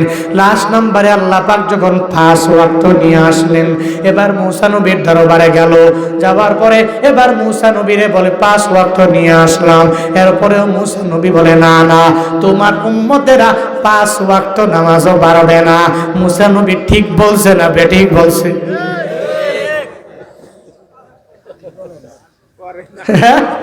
মুসা নবীকে ঠিক বলছে না বেঠিক বলছে? তোমার উম্মতেরা 5 ওয়াক্ত পারবো না। এদের লাইফ হবে ছোট। আর এরা এত দুনিয়া করবে, করতে করতে ফজর বাদ, জোহর বাদ, আসর বাদ, মাগরিব বাদ, এশাও বাদ, এত 5 ওয়াক্ত নামাজ এটাও পারবে না। আবার যাও, মুসা নবী কি শিখাই দিয়ে গেল? আবার যাও, আবার আল্লাহর কাছে গিয়ে আবদার করো যে 5 ওয়াক্ত হবে না, আরো কিছু কমায় দেন। মদিনাওয়ালা নবী কয়, আমার শরম করে, কতবার গেছি, আল্লাহ হাদিয়া দিছে, আমি কমাইতে আমি 5 ওয়াক্ত নিয়ে আসছি, আর কমাইতে পারি না, জায়গা। সুবহানাল্লাহ পড়ে না তো? আরো জোরে পড়ে না সুবহানাল্লাহ? ও গোপালগঞ্জের যুবক, একটু চিন্তা ভাবনা যদি বান্দা তুমি করো, আজকে 5 বেলার নামাজও তুমি পড়তে পারো নাই। 50 ওয়াক্ত নামাজ ছিল, আল্লাহ পাক আমার মদিনাওয়ালা নবীরে কমাইতে আল্লাহ পাক 5 ওয়াক্তে নিয়ে আসলেন। আল্লাহ জানায়া দিলেন, নবী হে, আপনার উম্মতেরা যদি 5 ওয়াক্ত নামাজ যদি আদায় করতে পারে, প্রতি ওয়াক্তের বদৌলতে 10 ওয়াক্তের সওয়াব দেওয়া হবে। 5 ওয়াক্ত নামাজ যারা আদায় করবে, 50 ওয়াক্ত নামাজের সওয়াব আল্লাহ আমল নামায় দিবে। 5 ওয়াক্তের বদৌলতে কয় ওয়াক্ত? মদিনার নবী এবার চলে আসলেন। এবার যখন জিব্রাইল নিয়া নবীকে আবার গন্তব্যস্থানে পৌঁছায় দিবে, যাবার পথে অনেক ঘটনা আমরা সংক্ষেপ করে বলি। মদিনার নবী চলে আসলেন, যাওয়ার পথে দেখলেন একটা জায়গার মধ্যে এক দলের লোকেরা যারা মক্কার দিকে রওনা হয়ে যাচ্ছে, যাওয়ার পথে এই দলের লোকেরা একটা জায়গায় গ্লাসের মধ্যে পানি রাখলেন। এই কাফেলার লোকেরা গ্লাসে পানি রেখে দূরে চলে গেলেন। নবী গেলেন, ওই পানিটাকে নবী পান করে আবার রওনা হয়ে যায়। আর যাবার পথে আরো অনেকগুলো ঘটনা, এরপরেও নবী চলে গেলেন। নবী মক্কায় চলে গেলেন, হেরামে ফজরের নামাজ আদায় করলেন। আদায় করার পরে আমার মদিনাওয়ালা নবী এবার কাফের মুশরিক বেঈমানেরা এরা সবাই বলে, ও মুহাম্মদ, তোমার চেহারাটা যিনি কেমন কেমন দেখা যায়, তুমি কিছু বলবা নাকি? একটা কৌতূহল মনে হয় তোমার অন্তরের মধ্যে জেগে গেল, তুমি কেমনে কেমনে জানি থাকো, কি তোমার সাথে হয়েছে? সঙ্গে সঙ্গে নবী নিঃসংকোচে জানায়া দিলেন, আমি গত রাতে আকসায় গিয়েছি, আমার মাওলার সাথে মোলাকাত হয়ে গেছি। আবু জাহাল শোনার পরে এটা মানতে যায় না, উতবা সাহেবা মুগীরা এটা শোনার পরেও মানতে রাজি হয় না। একটা পর্যায়ে এরা কেউ মানতে রাজি হয় না, এরা সবাই নবীর নিয়ে কটূক্তি করে। সে এতদিন পর্যন্ত যা বলেছে একটা লিমিটের মধ্যে ছিল, এখন আনলিমিটেড কি এগুলো কথাবার্তা বলতে আরম্ভ করলো। ও নাকি রাতের বেলায় আকসায় গিয়েছে, আবার নাকি সপ্তম আসমান পার হইয়া আল্লাহর সাথে নাকি মুলাকাত করেছে, আবার এখন নাকি ফজরের নামাজ এই বাইতুল্লাহের আয়েশা পড়ছে, কেউ মানতে রাজি না। আবু জাহাল, উতবা সাহেবা এরা সব আবু বকরের দরবারে যায়। এরা জানে আবু বকর আমার নবীরে অনেক ভালোবাসে।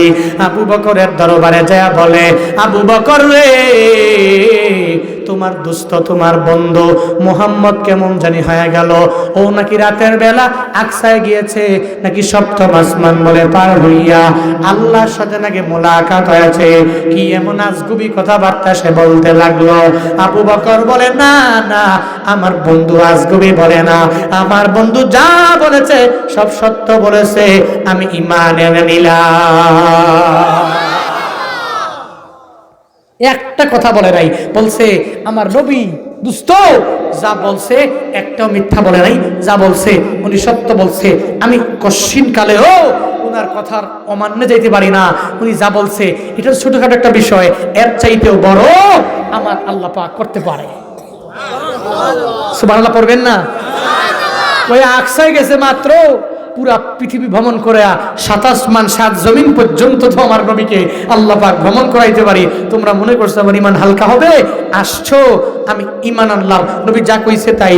আবু জাহালকে দেখছো নি, তার ইমান তো বেশি, মাথা বড় গরম, মনে করছি এর একটু ছুটে এলাম, একটা বিষয় দিয়া গেছে। এবার যাওয়ার পরে আবু বকরও সঙ্গে সঙ্গে রওনা, নবীর সঙ্গে সঙ্গে যাওয়ার পরে এবার যে বলছে, শোনো তুমি যে গেছো তো বলো তো, এই যে আকসায় গেছো, আকসার মধ্যে দরওয়াজা কয়টা আছে? মসজিদে আকসার মধ্যে জানলা কয়টা আছে? একটু কত বুঝেন নাই? আচ্ছা আপনারাই বলেন, আপনাদের এই যে মসজিদ অনুশিয়া যে মসজিদ আছে না, মসজিদ, এই মসজিদে আপনারা নামাজ পড়েন? হ্যাঁ, ফজর পড়েন, জোহর পড়েন, আসর পড়েন, মাগরিব পড়েন, এশা পড়েন। আমি যদি দাঁড় করে এখন জিগাই এই মসজিদে ফ্যান কয়টা আছে, জানলা কয়টা আছে, দরজা কয়টা আছে, ওযুখানার মধ্যে ট্যাপ কয়টা আছে, এটা খেলি কইলি খেলি আপনি কইতে পারবেন? অনেকেই তো পারবে না। যারা একটু এটার বিষয়ে অভিজ্ঞতা আছে, নামাজের মধ্যে দাঁড়ায় হুজুরের ইমাম টিমাম বাদ দিয়া ডানে বামে যারা ফ্যান গনে এরাই বুঝান, ঠিক কিনা? অনেকে আছে না, দেখবেন নামাজ দাঁড়া রয়েছে ফজরের নামাজে, হুজুরে তো সূরা লইছে তো লইছে, হুজুরে সূরা লইছে, আমার কি হুজুরের সূরার জায়গায় আমি ধীরে ধীরে দেহে টাইলসগুলো কোন কোম্পানির, টাইলসগুলো সুন্দর করে লাগাইছে কিনা, লাইটটা সুন্দর করে জ্বলে কিনা, টিকটিকি একটা যায় এক জায়গা থেকে আরেক জায়গা, এবার টিকটিকি একবারে শেষ পর্যন্ত হ্যাঁ টিকটিকির লগে লগে লগে লগে এমনি টিকটিকি কই যায় দেখি তো, কই যায় পৌঁছলো। হুজুরের ইমাম এই যে তিলাওয়াত করতেছে, কোন সূরা দিয়ে করছে, কি পড়ছে, কি হুজুর কোরআন পড়ছে নাকি হেদায়েতুন নাহ পড়ছে, কইতে পারছে বুঝলেন না? এরকম মুসল্লি আছে না নাই? কি আছে না নাই? এরা বলতে পারবে। তো নবীজি গেছেন, নবীজি যাওয়ার পরে নবীকে বলছেন নামাজ পড়াও, নবীকে এটা গোনার জন্য গেছে। নবী তো মনে মনে কয় কিরে আরে কি প্রশ্ন এটা করলো, এবার আল্লাহর কাছে মনে মনে জানায় দিল, আল্লাহ গো তুমি তো জানো আমি গণনা করি নাই, তো তুমি কি আমার ঠকাইবা?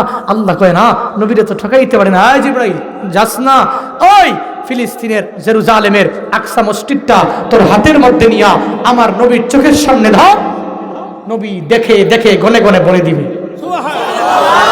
আরো জোরে সুবহানাল্লাহ।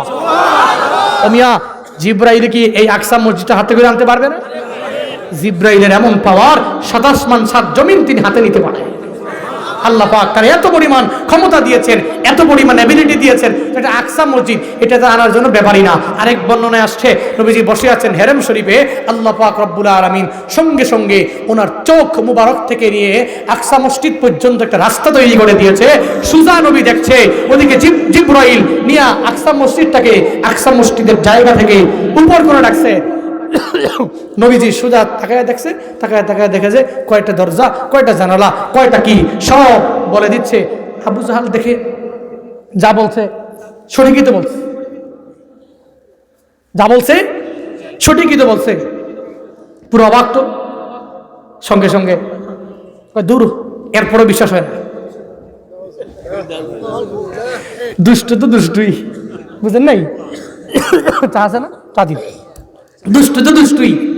শুনেন, কপালে যার হিদায়াত নাই ওরে যেমনি করবে, যেমনি বলবে ও পাবে, পাবে না। হিদায়াত তো কপালে নাই, নবীকে মানে না, নবীর কথাগুলো মানতে রাজি না। তো একটা পর্যায়ে গিয়ে তাও বিশ্বাস হয় না, আরো প্রমাণ দাও।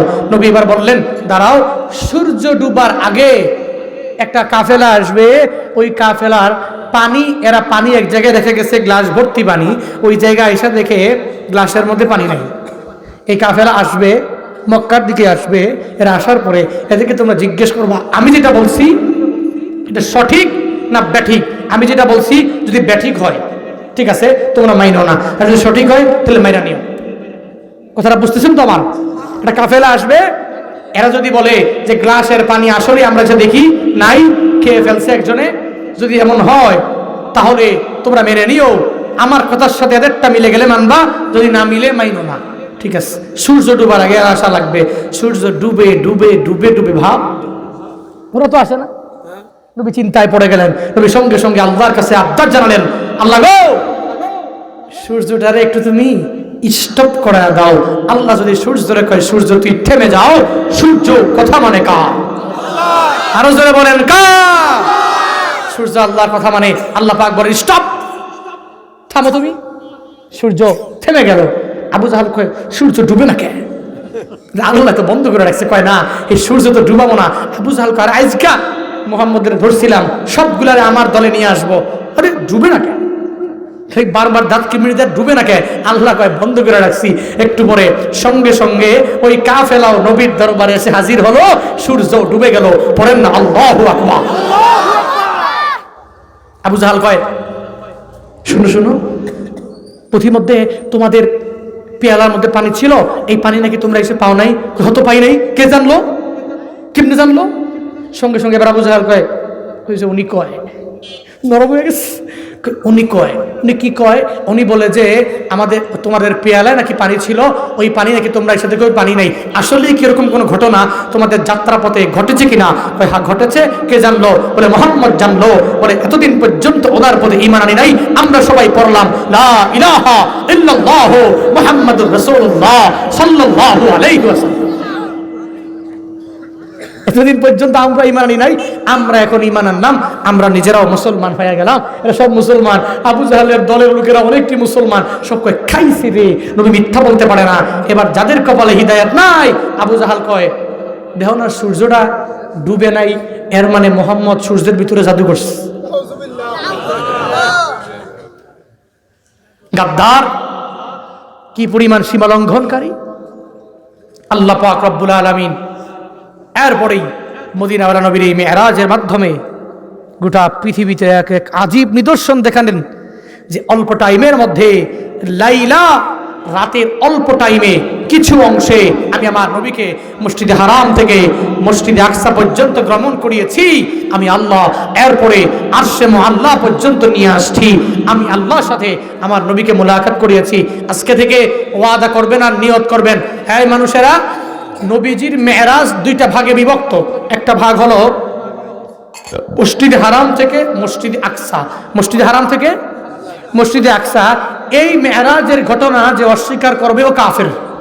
কি? ও কাফির। এই মেরাজের ঘটনা যে অস্বীকার করবে ও কাফির। আর মসজিদে আকসা থেকে আল্লাহর সাথে সিদরাতুল মুনতাহা পর্যন্ত যদি কেউ অবিশ্বাস করে তাহলে সে ফাসিক। কি? তাহলে সে ফাসিক। আর এই ঘটনা যে মানবে না সে কাফের। আল্লাহ পাক রব্বুল আলামিন মেরাজ থেকে আমাদেরকে শিক্ষা গ্রহণ করে এর প্রতি পরিপূর্ণ ঈমানটাকে মজবুত করে চলার তৌফিক দান করেন। সকলেই চিল্লায় পড়ি আমিন, আরো জোরে পড়ি আমিন।